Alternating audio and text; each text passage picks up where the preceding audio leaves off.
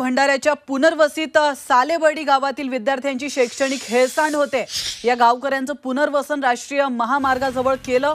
शाळेची इमारतही बांधली, मात्र शाळेला प्रशासकीय मान्यता नसल्याने इथे शिक्षकच उपलब्ध नाहीयेत। एका प्रभारी शिक्षिकेवर 40 विद्यार्थ्यांना शिकवण्याची वेळ आली आहे। पहिली ते चौथी पर्यंतच्या विद्यार्थ्यांना एकच शिक्षिका असल्याने विद्यार्थ्यांचं मोठं नुकसान होत आहे।